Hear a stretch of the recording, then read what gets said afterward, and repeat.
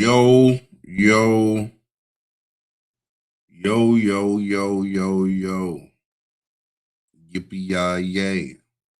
Huh? Let me see. Welcome. This is the first episode of many. First Real Talk podcast, solo dolo, man. I hope everybody is doing all right out there. Glasses. Hope everybody's doing all right out there. Hope everybody had a great Super Bowl Sunday. I did. You know what I'm saying?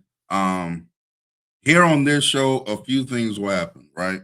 Here on this show, the Real Talk with Real Talk podcast. I don't have a name for it yet, so bear with me. But there will be some things that I will discuss. So I'll have a take, right? And some people will disagree with it or whatever. But what I'll be able to do on this platform is thoroughly explain my positioning, right? Or my position. I'll be able to thoroughly explain and give y'all my whole thought process. Because sometimes what happens, I'm not going to lie, is I will say something, but I haven't all the way had the thought process all thought out. I haven't brainstormed it yet. So sometimes what y'all watch me do is say an opinion I think I believe at the time, but sometimes I haven't thoroughly, vouched it out yet or curated it. You know what I'm saying? And then later I may change my mind. For example, today on PC, I said that this version of Shai is better than any version of Kevin Durant in OKC. I've gone back and seen some of the things Kevin Durant was doing in 2014. You mix that with just raw talent and ability, I'm probably going to walk that back. Yeah, that's what's going to happen. I'm going to walk that back. I don't think that Shai's necessarily better than 2014 Kevin Wayne. You know, I maybe jumped off the cliff with that. You know what I'm saying? I maybe jumped off the cliff with that one. So here I'll be able to all the way flush out my thought process and get to some conclusions. Now, as y'all see in the thumbnail, it's a few things I do want to talk about. I will start with this though. And again, I told y'all this will be basketball centered, but if anything else comes up, I'm gonna speak on it. I'm saying right now, some people are holding some press conferences about what all they found in the files. Huh? In the files. Very interesting. We're going to keep an eye out on that. At the Grammys, everybody was F ice, F ice, F ice. And it's definitely F ice. Nobody at the Grammys brought up them files, though.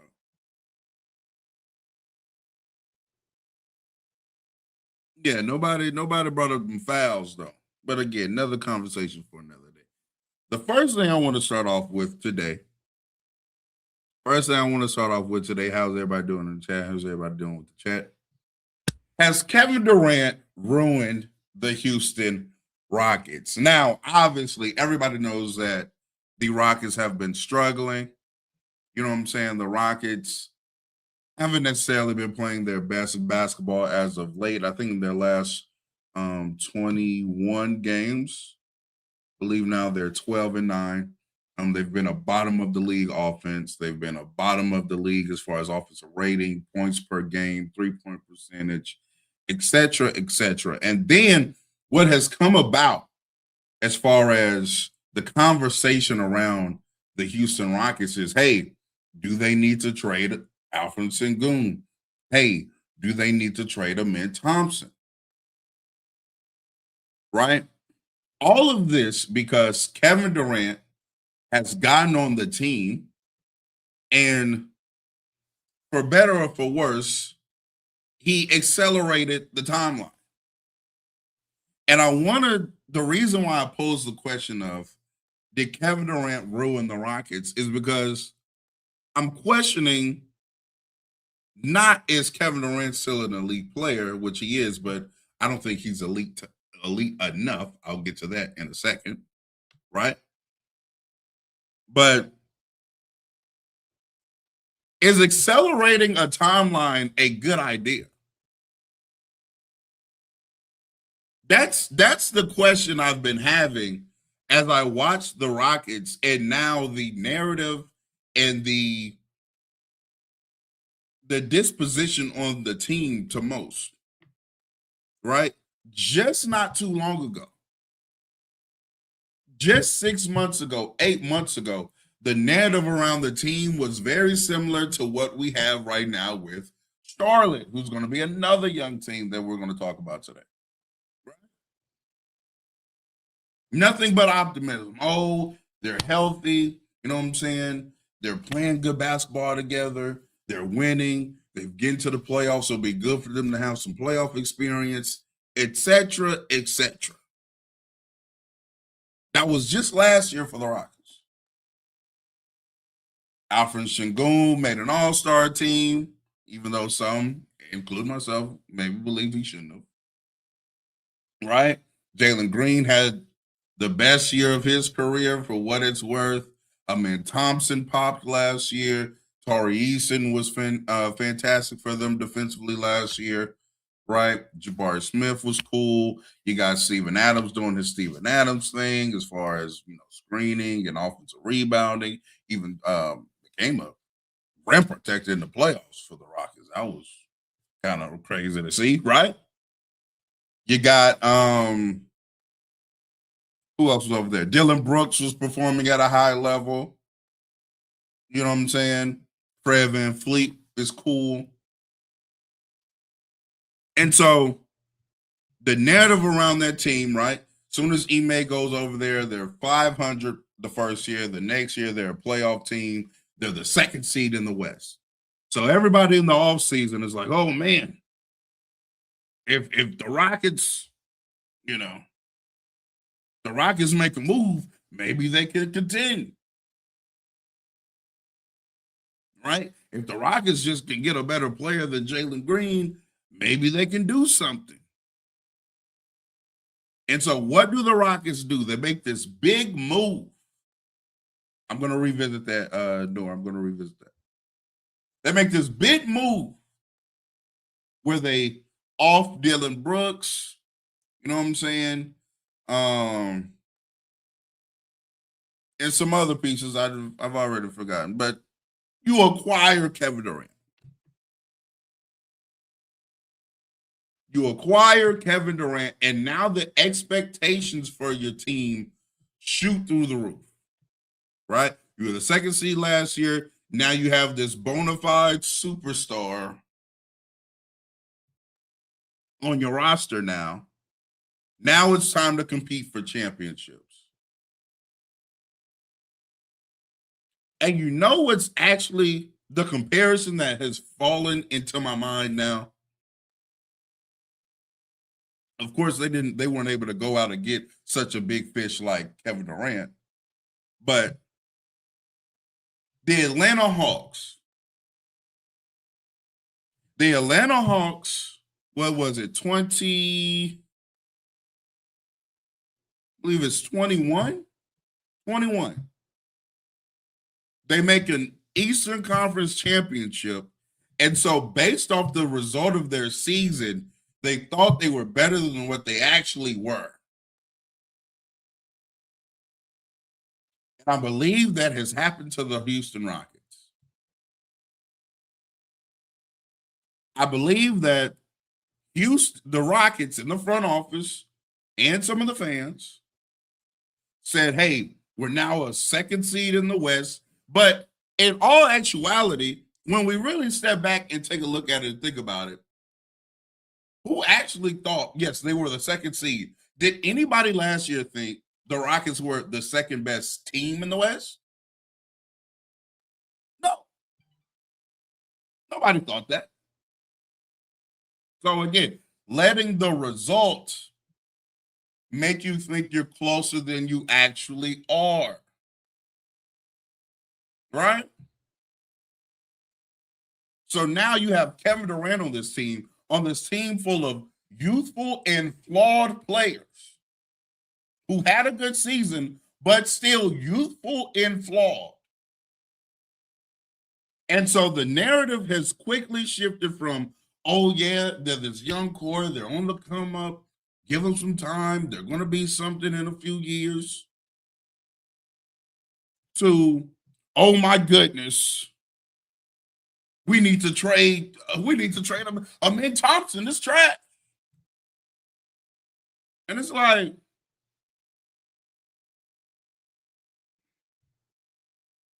no, he's not. You know what I'm saying? Is he what's up, Lee? Is he appreciate you? Is he a perfect player? Absolutely not. By no means is Amin Thompson a perfect player. By no means. Has a lot to work on. Still needs to work on his ball handling. To me, has even regressed in the little bit of mid-range shooting and touch and floater range stuff that he had a little bit last year. Right? But needs to get that back. Obviously needs to improve as a jump shooter in totality. But Amin also keeps flashing these shooting upsides, right? Last year, people were like, oh, look, he's shooting like high 30% in the corners last year on very little volume. But now, even this year, he's like an 80% free throw shooter. Again, encouraging signs. But they can't be looked at as encouraging because, well, we need you to be better right now because we have a 37-year-old player on our team. But whose fault is that? Is that Amin's fault? Is that Amin's fault that he's a young player who does have flaws that he needs to work on? In fact, I remember when Amin got drafted, he was viewed as a project. Great talent, great potential. But these things that he struggles with now, everybody already knew that when he got drafted. What we loved about Amin was the defensive upside, the physical tools are off the charts, but everybody knew as far as skill, this was going to be a project with Amin Thompson.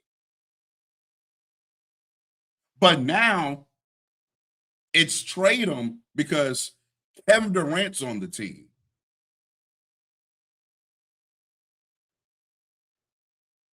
I don't get that. I don't agree with that either. Amin Thompson right now is probably, I mean, even last year was better than expected. And I still think Amin Thompson eventually in his career will be a really good player that's helping a perennial playoff contending team. Why would we trade him? But again, this is what happens when you get a 37-year-old player on your roster who wants to win now. Right? Obviously, Fred VanVleet going down did not help whatsoever. Obviously. Right? But even with Fred VanVleet, and I also I want us to be realistic about this as well. With Rocket fans, shout out to Rocket Nation. With Fred VanVleet, it was still a long shot. If we're being honest. And again, it was still a long shot because the Rockets weren't the second best team in the league last year. They weren't. They went home in the first round against a 7th seed.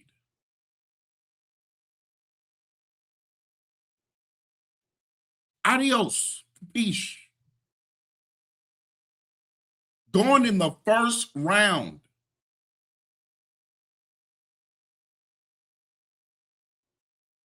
They weren't, bro, they weren't. I really believe that people really thought they were closer than what they actually were. They're not close. Amen Thompson is not ready to win a championship right now. He's not. And that's okay. I'm not even like blaming it. That's fine. He's in year 3. Right? Reed Shepherd is not ready to be a rotational player on the Rocky for a championship contending team. He's not. He's not. And that is okay. It's okay.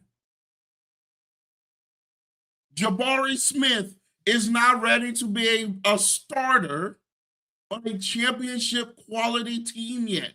And that is okay. The truth of the matter is they shouldn't be asked to be right now. But because you have a 37-year-old superstar, now all of a sudden these are the expectations. Now all of a sudden, gotta trade Jabari. Gotta trade him in.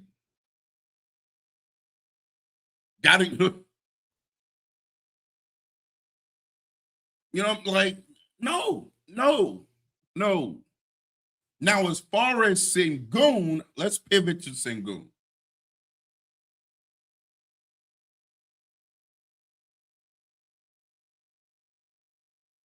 Trading Sengun would make sense to me. But as long as you're not trading Sengun to match Kevin Durant's timeline, I'm not.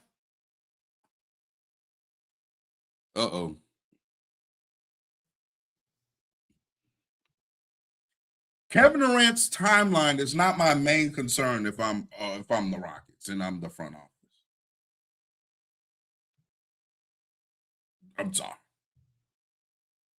I'm glad Kevin Durant wanted to come over here, but my main focus is still improving this young core and the young players on the team. If you're thinking about trading Sengun, I don't have a problem with that as long as the reasoning is, hey, we don't see Sengun being a good enough player to be a franchise player for a playoff contending or perennial playoff team. If that is the reason, I'm with you.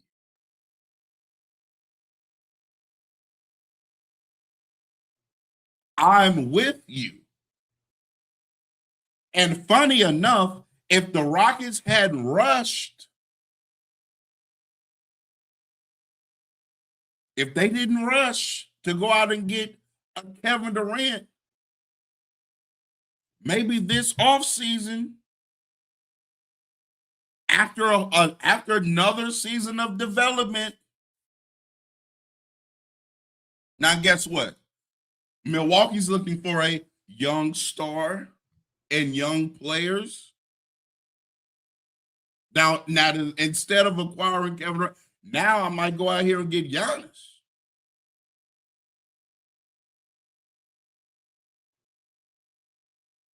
And Giannis is also a good enough player to mask flaws. This is where I want to talk about Kevin Durant. I made this analogy, but I wasn't able to completely flush out the thought. But now, again, it's my own little platform, my own show. Now I get to completely flush out thoughts. Having Kevin Durant right now is having like the 9th best player in the league. 8th best player in the league. Whatever. He's on the bottom tier of the top 10 or slightly out for some, right? Kevin Durant's like the 8th to 12th best player in the world. 8th to 12th best players in the world don't lead you to championships. They're really good. They're great. They don't win you championships.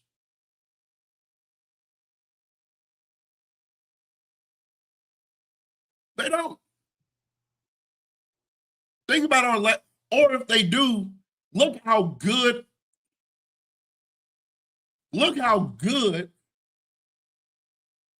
of a team that has to be constructed around them for them to win. I.e., a Celtics in 24. A lot of people feel like Jason Tatum is around like the 8th to 12th best player in the league.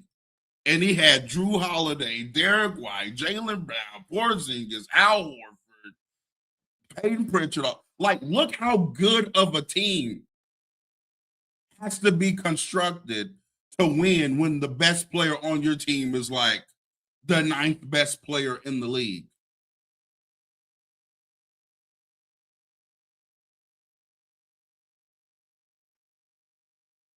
You look at previous champion. Who won a championship last year? Shai.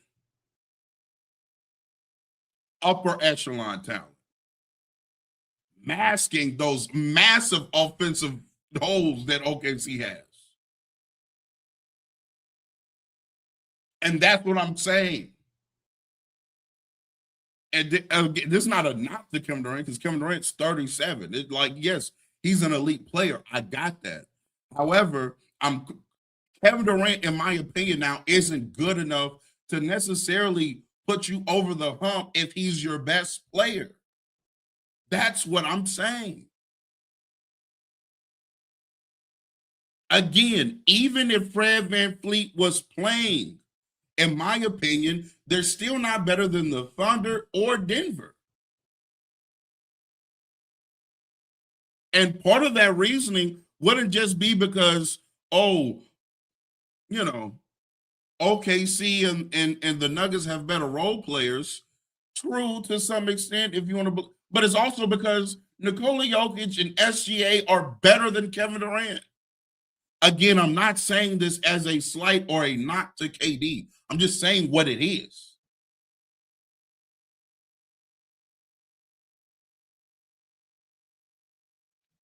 Eighth best players in the league don't lead you to championships.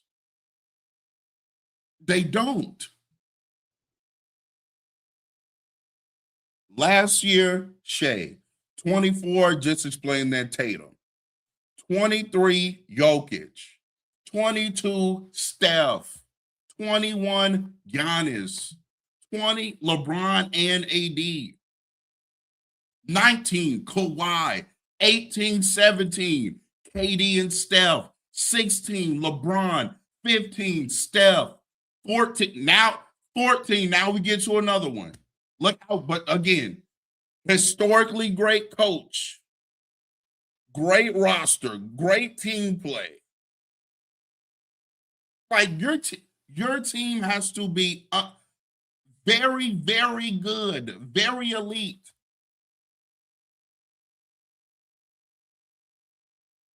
To be winning with, like, what was Tim Duncan in 2014?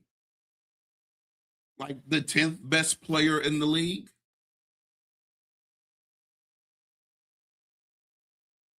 Respect to him. It's hard constructing a championship team around the 8th best player in the world. It just is. The guys who win the championships, 8 times out of 10, it requires one of the upper echelon talents because it's hard to build a team that good. You have to be masking for something. LeBron James on those Heat and Cavs teams masked a lot. Giannis in 21 masked a lot for Milwaukee. Steph in 22 was the offense. 23, Nikola Jokic all-time historically great offensive player. Best in the world, masking. Right? When you talk about an upper echelon player, that's what they do. They mask issues on your team. Luka right now plays minutes with Jared Vanderbilt and Marcus Smart, and he still leads those kind of units to a 120 offensive rating because he's Luka Doncic. Right? Those are the upper echelon of players. Then you have, the next tier down, which I think that's where like Ant and KD and even Kawhi to an extent now, they're in that tier to where like, yes, they can for sure add to an elite something, right? KD can add to an elite offense. KD can add to an elite defense. But him amongst himself at this point in his career isn't elite offense himself, like some of these other upper echelon players are.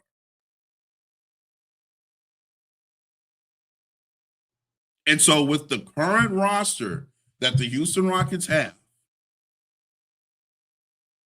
KD, quite frankly, well, number one, let me say this. The team isn't good enough for KD to be their best player to win a championship. And KD's not good enough to take that kind of roster to a championship.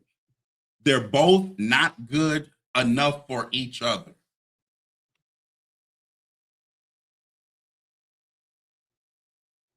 And so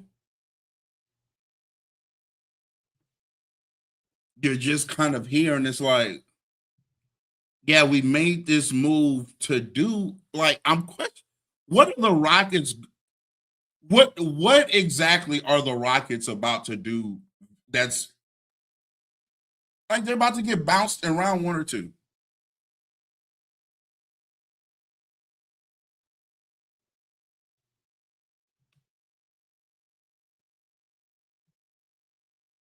That's what's about to happen. They're about to get bounced in round one or two.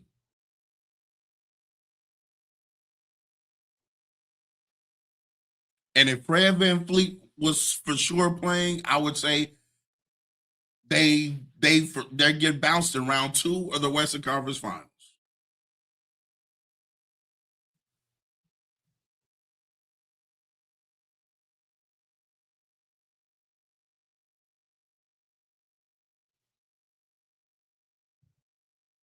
And so now you have so many people now like, oh my goodness, the Rockets are wasting KD's time. And it's like,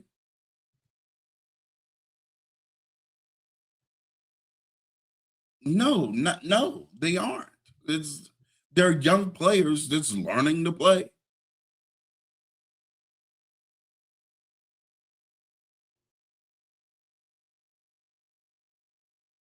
And now looking back at it, it was kind of foolish for people to be like, oh yeah, they're about to go from first round exit to championship in a year. Like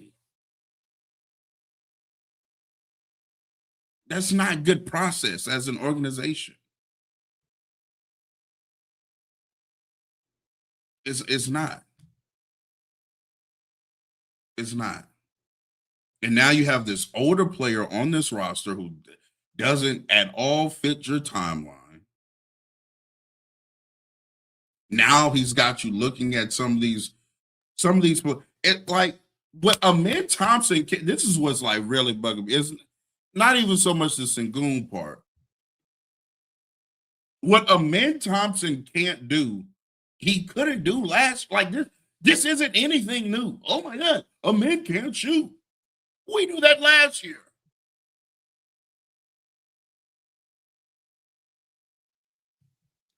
Amin can't dribble. Knew that last year.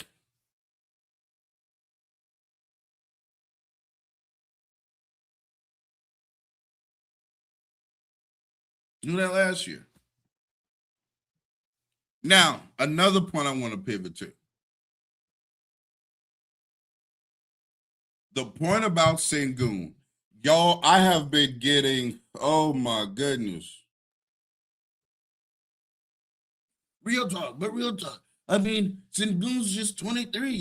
He's 23.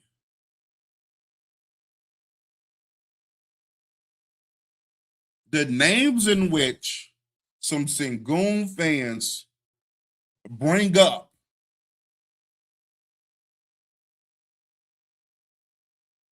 right, in comparison to Sengun and getting better post age 23, those players are better at age 23. This is something I tried to bring up, explain via Twitter, something I tried to explain earlier on PC today. This is what I'm saying.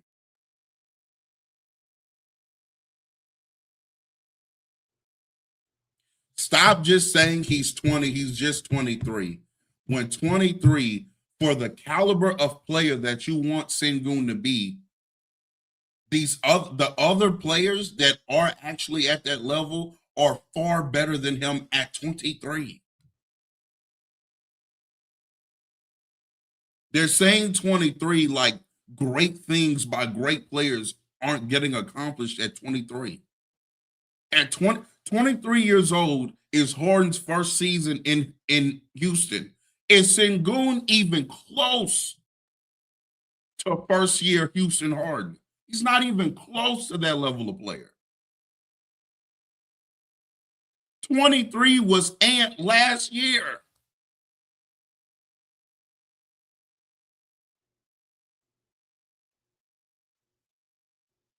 Is this Ant was 23 last year. Is he close? He's not close to these players. He's not. I don't even have to say LeBron or Kevin Durant. Even players who are viewed as like late blooming players, like Nikola Jokic and Kawhi Leonard. Nikola Jokic, his age 23 year, he was fourth in MVP voting and first team All NBA at age 23. And Nikola Jokic is seen as a late bloomer. Kawhi Leonard, do you know what Kawhi Leonard did in his year 23 year? Won defensive player of the year. And again, Kawhi's looked at as a late bloomer. Luka Doncic was first team All NBA. Jason Tatum was already a bona fide all-star. And I believe, look this up very quickly. He too was an All-NBA All-NBA first team.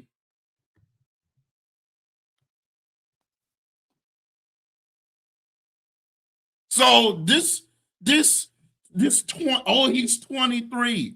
Yeah.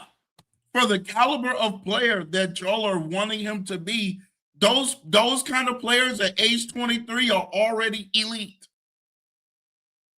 And like amongst the elite of the elite. Like, yeah, 23 is young, regular people years. And it's still relatively young in the NBA. But like, again, the elite players are already playing elite basketball by age 23. And so, yes, will Sengun get better? Sure. Absolutely.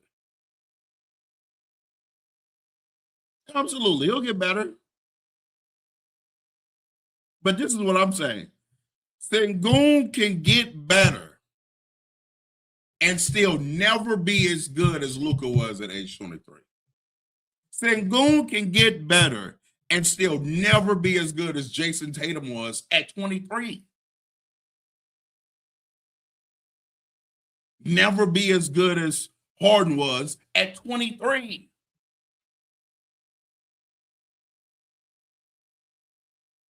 And so I need Rocket fans to stop lying to themselves and acting like Sengun is a good enough offensive player to be a number one on a championship aspiring team. He's not.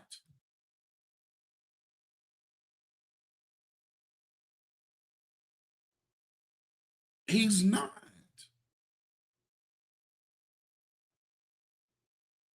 It's a center who's having below league average scoring seasons.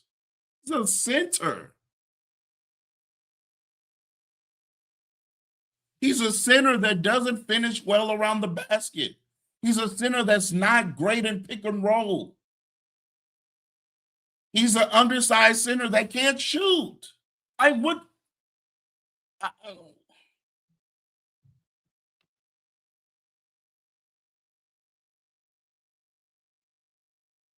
then on top of that, how he plays, you have to run a lot of offense through him.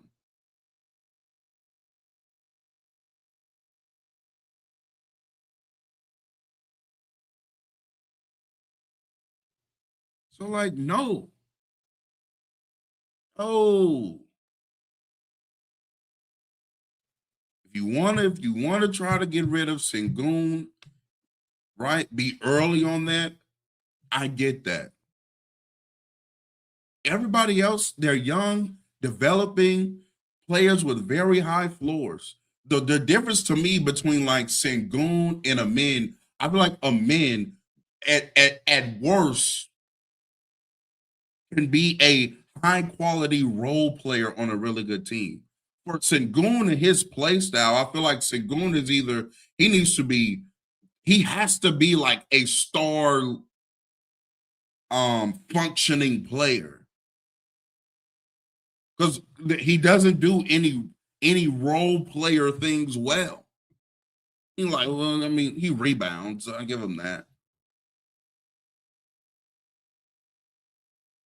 He's going to have to be an offensive focal point for some team. Now,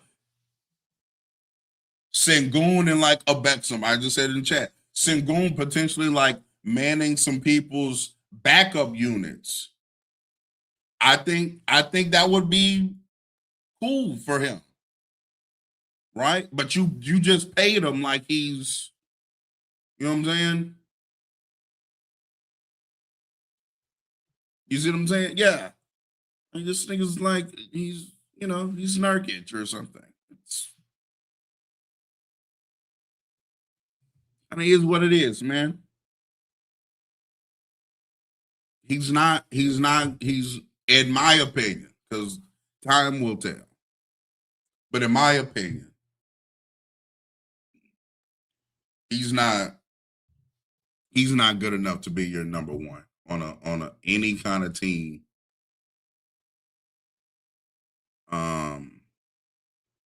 Trying to contend for deep playoff runs and championships consistently.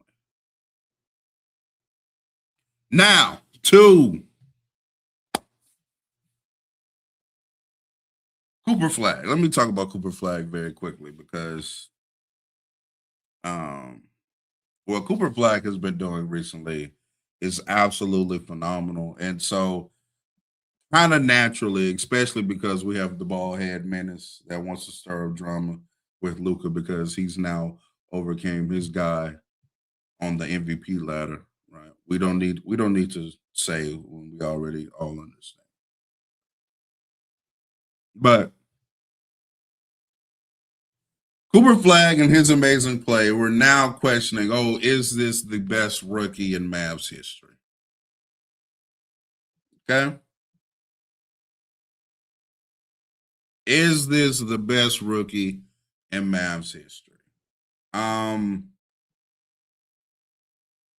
As a Luka fan, at first I wanted to take this question as disrespect, right? That's what I wanted to do. But in all actuality, this is a bit of a closer conversation than some of us Luka fans would like to admit. And I feel like us Luka fans also know how good he was like year 2. So we low key like, you know what I'm saying? I think we kind of conflating some young Luka all together. You know what I'm saying? I think we're doing that. Because year 1, Luka is really good, but he wasn't as good as he was in year 2 and 3. Like he wasn't that good. He wasn't. He was great, but he wasn't that good yet. As far as isolating year for year, Cooper Flagg and Luka Doncic. Y'all finna be mad at me about this. I think there's an argument for Cooper being just as good of a scorer as rookie Luka. Which, coming into the year, if somebody told me that, I would have thought you were insane. I would have like, to me, I wasn't all that impressed with like Cooper Flagg and his offensive game at Duke. Were there flashes? Absolutely. I'm not going to sit here and act like, but it's like, you know, like, yeah, rookie year, he'll probably average about 15, 17, maybe. You know what I'm saying? Some cool like that. But Cooper Flagg can really put ball in hoop. We're seeing the mid-range game come along. He can get downhill with the best of them. Great in transition. 3-ball coming along. He hit pull-up threes now. Can work out the post a little bit. Dallas also has him like coming off pin downs and curl actions and stuff like that. He's scoring well off the ball. You know, like, oh wow. This is a surprise. To me, this is a surprise.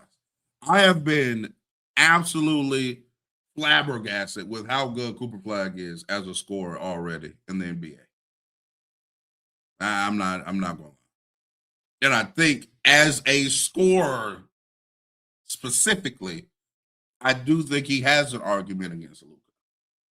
Right? Now, obviously, passing, playmaking, Luka clears. Right? But then you flip it to the other end of the court, man, and Cooper clears defensively as well. So again, I don't have a problem. I still have Luka personally because I think some of what held Luka back that his rookie year was the fact that they were still twiddling their thumbs with Dennis Smith Jr. for a while. Right? Instead, like when Coop got to Dallas because of the lack of point guard available, you know, it got turned over to Coop kind of immediately. Like, hey, you're gonna handle the ball, you're gonna do it. You know what I'm saying? When Luka got to Dallas, Dennis Smith Jr. was still there, and he was just a recent high draft pick at point guard. So it was not even like Luka got there and it was immediately just handed over to Luka. Not as quick as it was for Cooper Flagg. If that was I really do think that Luka in his rookie year could have been like a 24, 6 and 7 player. If it just had got handed to him immediately. But it didn't. Right? So I do think again that the conversation is a bit closer than some of us would like to admit. But I still got Luka. Now, I want to talk a little bit about Coop's development because he's developing at an insane rate, right? If you look at his first 20 games and last 20 games, completely different play. Here's what I will say about this thought process that, and Jason Kidd recently came out and he had an interview or whatever, and it was like, oh yeah, y'all don't think I know what I'm doing when I just, you know, I give Coop the ball at point guard and he was ass, but now look, putting everything on a rookie's plate for development is not the only way to develop a player.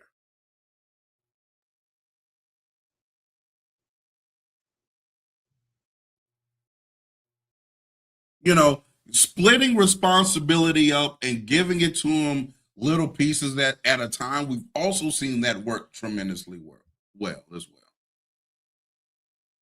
Some players that I brought up earlier, Nikola Jokic, Kawhi Leonard,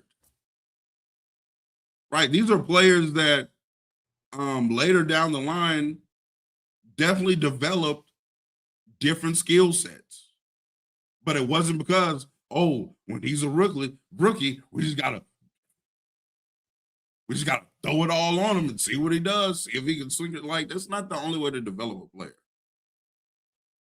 It's not. I hate that is seen as like,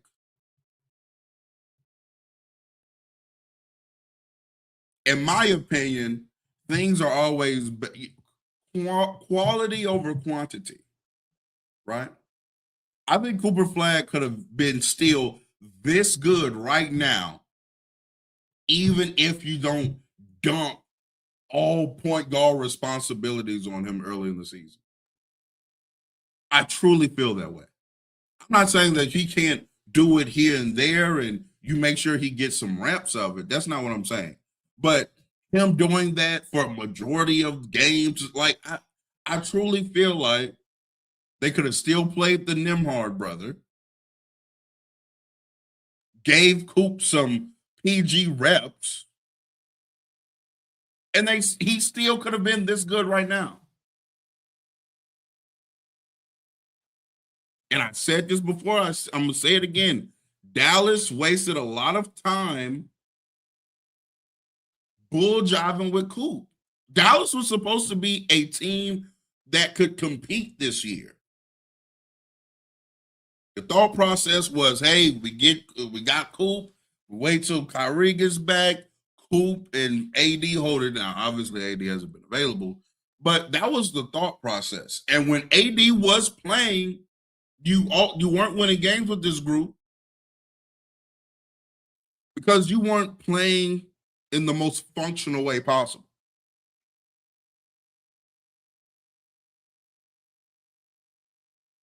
You weren't, because you wanted to give Coop PG reps. Just let him be ass all game. Like that's not the only way to develop a player. I'm sorry, it is not.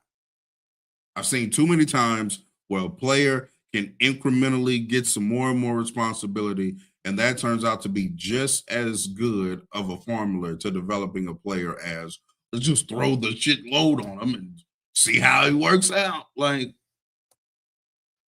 nah, that's not the only way to develop a player. But again, shout out to Cooper Flagg. One of the best rookies I've seen in some time, playing phenomenal basketball. So salute to Coop. Now we're going to talk about the Charlotte Hornets. I am so excited for the Charlotte Hornets, man. I'm so excited about the Charlotte Hornets. Y'all know, if you know me, if you've been, following me for some time, if you've been with me over there on Playback, I am a LaMelo Ball fan. And so I am just so happy. Number one, just for LaMelo to be playing winning basketball, bro. A lot of these young players, right?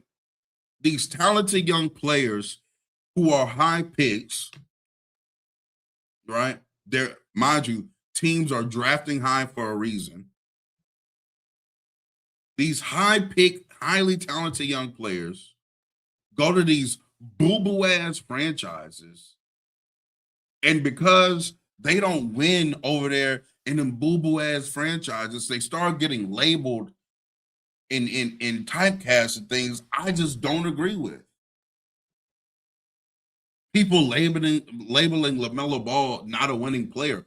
Why? Because he's in Charlotte? Like, how do we even know that? How do you even know that he's not on a winning team? How do you know that? Last year, LaMelo just, yeah, he averaging 30, but he's just chucking the ball up there. He's playing with Taj Gibson in 2025. What do you expect?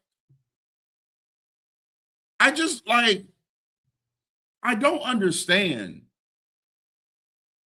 These players go to these just trash franchises, and then we're labeling the player and not looking at the franchises. For me, I don't look at Charlotte and LaMelo Ball and be like, what's wrong with LaMelo? No, I'd be like, hey, Charlotte, get your shit together. You have a great young player.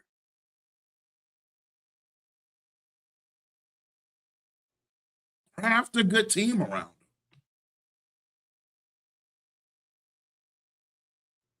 But no, we look at LaMelo and be like, why aren't you turning Charlotte around? Because me and Brandon Miller missed half the season. The second best player is Miles Bridges, and Taj Gibson is playing in 2025. That's why. That's why. I'm out here playing with non-NBA players. Quite literally. So salute to LaMelo. You know what I'm saying? Oh, same thing was happening to what you call too, Cade. We had dumb fucks getting on mics saying ridiculous shit about Cade Cunningham because he's over there losing with a coach that quite literally didn't want the job. And he was over there playing with non-NBA players. But instead of looking at Detroit, people are saying, oh, Cade's not good enough. Are we serious?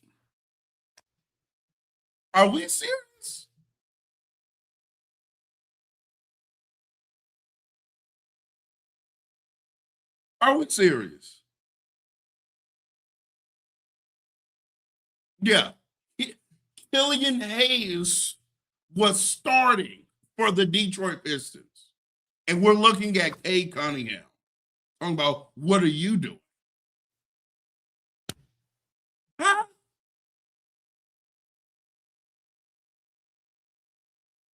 Anywho's, over the last 20 games, all right, Charlotte Hornets have been one of the best offenses and defenses in the league. They've been the best offense, rather, and like a top 5 defense in the league. Do I think that will sustain? Absolutely not. They will not be. They're not. This isn't a top 5 defense group by any stretch of the imagination.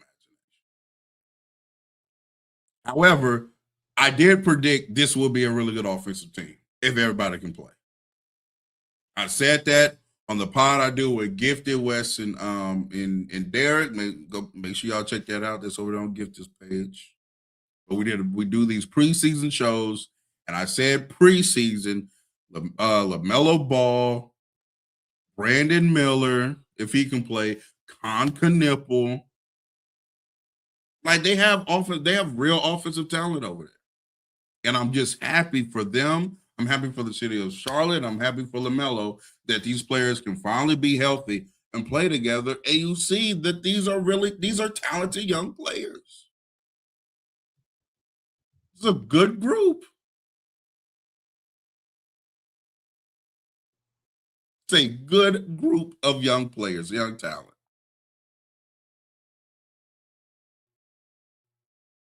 Right? You maybe have one player that you need to kind of get rid of and get some either another really good young player who kind of fits your timeline or some good draft capital and Miles Bridges. Um, but other than that, they're rolling. They just got Kobe White. You get like a defensive slanted four.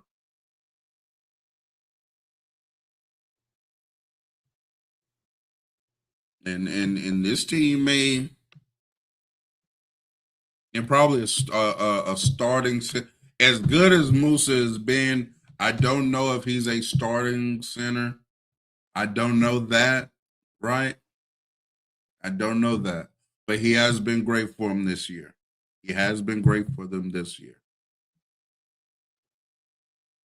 But you probably get another big, get you a bigger wing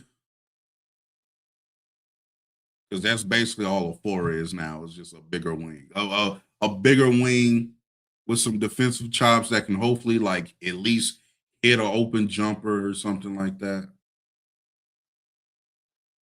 And then you got Melo, B Mill, and Conker Nipple with like a good defensive anchor center who can catch lobs in a bigger wing that can guard and hit open shots. That's a playoff team. In fact, Charlotte may be a playoff team right now. As bad as the East is, they may be a playoff team right now, currently constructed in the East. Because although I don't believe in the defensive personnel on that team, they scheme well. You know what I'm saying? They're well coached. And then they can score with the best of them. They can score with the best of them. So Charlotte may be a playoff team this year if they can stay healthy. They're about to play Detroit in less than an hour. Yes, I will be streaming that game. I will be streaming that game. That will be our game for today because that's a huge game. That's the hottest team in the league, and Charlotte going against the best team in the conference, the number one seed at least. I say best team, the number one seed in Detroit. So big game. We will be streaming that game. So make sure y'all keep y'all notification bells on. You know what I'm saying? So you know when we go live to that game. And of course, we'll be streaming it live in the Discord as well. If you want to join the Discord, all you have to do is become a member of the YouTube. And you'll have access to our Discord. Now, to close, here's something I'm going to try to do. You know, at the end of every, excuse me. Just wanted to say thanks for backing up Shay today. Ox was tripping, Shay's an all-time player, and I don't think many understand what Shay is doing right now. I agree.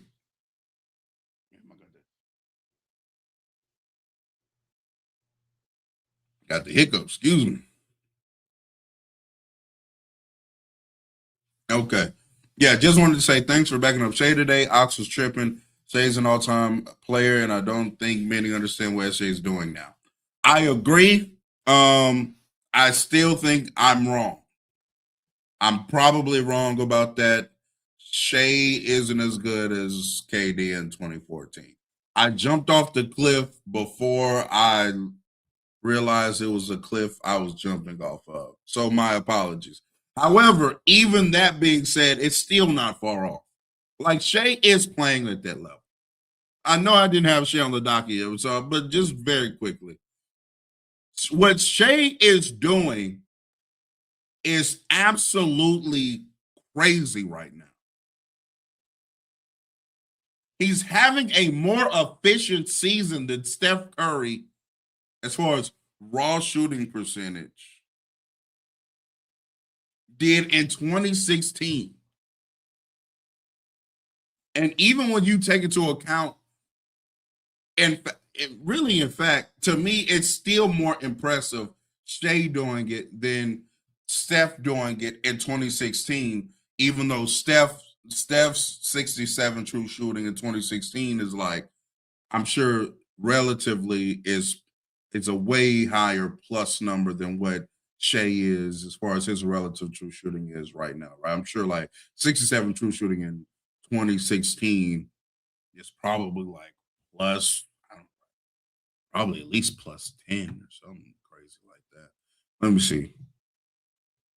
True league average true shooting 2016.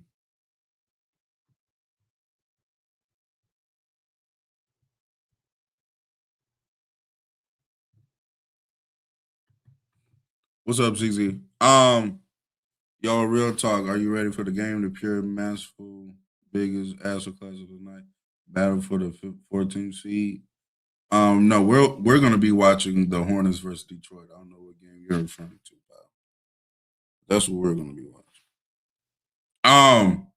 But yeah, it's gonna be a higher relative number. But Steph Curry, and this is gonna sound like but like Steph Curry is playing is a pull-up three-point shooter in pick and roll where bigs are in a deep drop. Like they're giving the best shooter ever clean looks over and over again off pick and roll. It's like still phenomenal, insane accuracy. But if we're talking about like shot quality and personnel to defend what you're doing, and it's like what SGA is doing right now is absurd. And all of it basically off the dribble.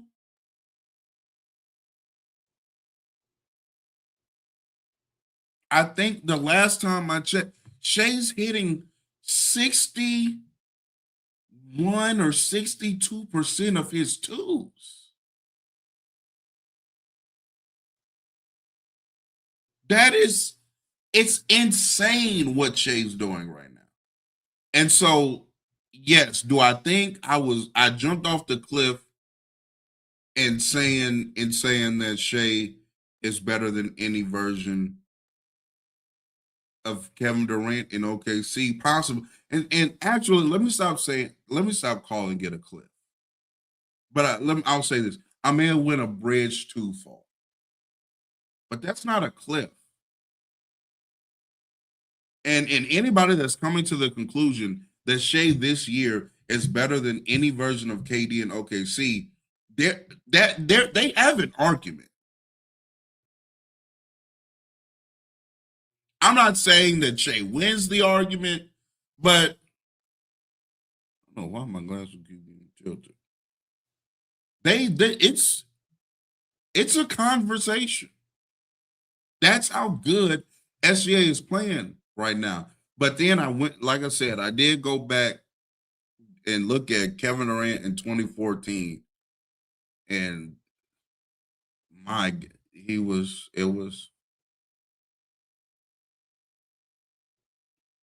was crazy.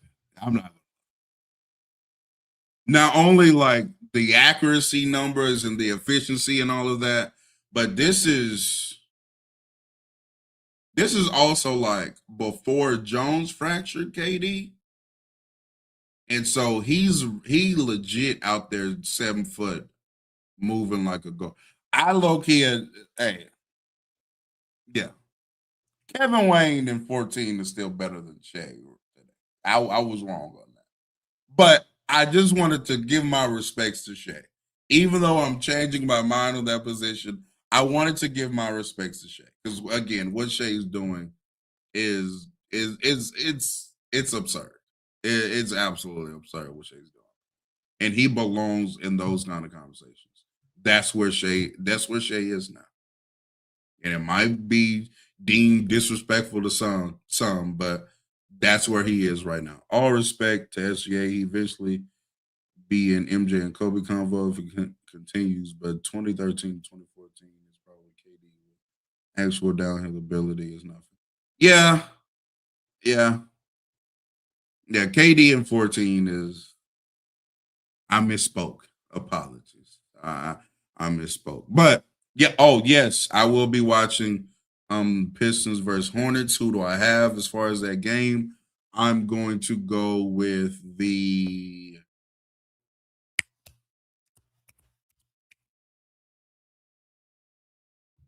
What are they playing at? What are they playing at? Is it in Detroit or is it in Charlotte? Because I'm going with the home team. Now I'm going with the home team. I'm going with the home team. That's what I'm going with. Going with the home team. Oh, is that Charlotte? Yeah, I'm going with the Hornets then. I got the Hornets. I got the Hornets. Now, what I was saying earlier, because I told y'all I'm going to keep these episodes around an hour. But again, make sure if you want to watch the Hornets versus Pistons games with us in just a few, basically like 30, 40 minutes, we will be live again. So make sure that you tap in with this, turn that notification bell on. If you haven't subscribed, make sure you subscribe, like the stream as well. One thing I want to do in these podcasts before I close is give y'all a bit of I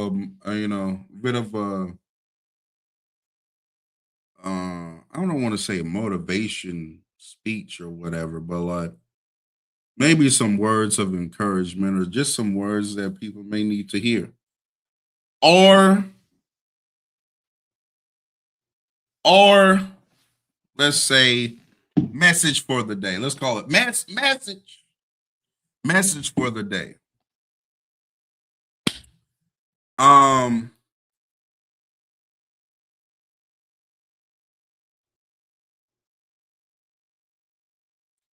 have an expectation of success. That's what I'm going to call it. The expectation of success. There was a guy some years ago. There was a guy I used to valet at some very high end restaurants, and so the usual would happen to where there's people pulling up in these very expensive cars, these foreign cars, and so there's a guy that pulls up in this all white Rolls Royce Phantom, right? The big body. Pulled up in the big body, got out, wanted to tip me like $100 to keep him up front or whatever. And I asked him, I said, hey, what do you do for a living? And that one question, here's another lesson within this quick message itself. One question, just one curiosity could change the trajectory of your life. Quite literally. You never know who you're talking to. You never know who you're talking to. So this guy was he was in real estate, and he told me about that, and he was telling me to he was like, you know what? I'm very impressed that you even had the curiosity to ask me what I do. You know, he was like, a lot of valet guys, they see me, they, as long as I give them some money and a good tip, they don't say anything else, and they're just, they go on about their day. So for you to ask me that, I feel like you have a level of interest and curiosity of learning. And so, hey, here's my number and my email. Meet me at my office Monday or whatever day it was. So I meet him at the office, and I get to talking to not him, but his brother was there, and he was telling me, he was like, "Hey, you can be an appraiser for real estate. You can get your real estate license and try to start selling, properties. You can do commercial real estate, but they mainly focus in like mortgage loans. They mainly focus in mortgage loans." And he's telling me, like, "Hey, you just take the class, you're going to fly by the class, and then you do this, and then you do that, and then you do that, and then you do this, and then bam, you're making millions of dollars doing such and such." And one thing that has always stuck with me throughout that conversation is the fact that when he said, "Hey, you just do that, and you do that, and you do that, and you do this," it's everything was said with the assumption of success. And that is a commonality that I see with successful people. Because when you assume success, you look at challenges differently. You look at obstacles differently, right? You don't really see things, or you don't see obstacles as things that stop you. You see obstacles as things that need to be conquered so you can be successful. A lot of a lot of businesses, a lot of dreams, aspirations, podcasts, content create, whatever you want to call it, right? They're done before they're even started. They're done before they're even started, because a lot of people sit around questioning themselves and questioning their ability to do it, and questioning, "Oh, how am I going to do this, and how am I going to do that?" Not one time in his explanation of saying, "Oh, you do this, you do that, you do that, you do that, and you do this," and there was no questioning, "Well, how do I get that done?" Or, "Well, what if this happens, and what if that?" There, it was assumed success.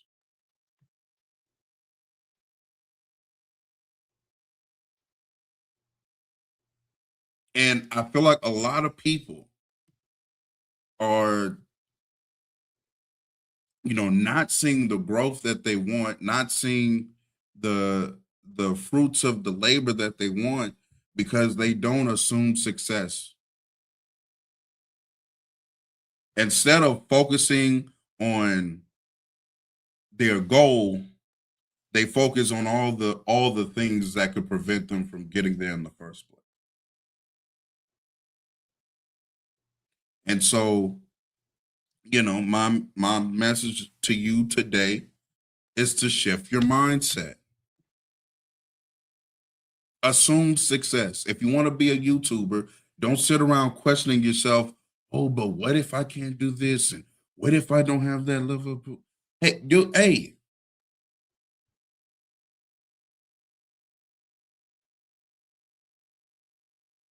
change their mindset. Mindset is everything in every day in your life, man. In anything you want to do, mindset is everything. There are so many talented people who won't be talented because their lack of confidence and self belief stops them every time.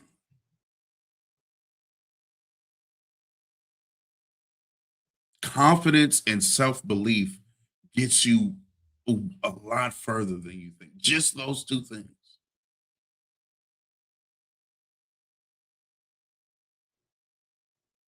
Confidence and self belief. Believe in yourself.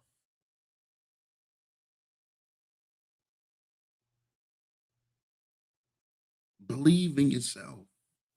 You can do anything that you want to do. You can achieve anything you want to achieve. You have the right mindset for it.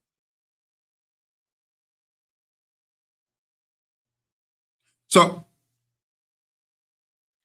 that was my little 2 cents on that. Like I said, that's how we're gonna end every episode with a little message and whatnot. So that is what I'm going out on today. Yeah. Again, we will be back live for the Detroit versus Hornet game. So tap into that. That's going to be in about 30 minutes. We will be live for that. But yeah, great debut episode. Basically had 100 plus here the whole time. Appreciate the support. If you're not a subscriber, make sure you subscribe. Make sure you like the video. Yeah. And until next time, it's been real. Appreciate y'all.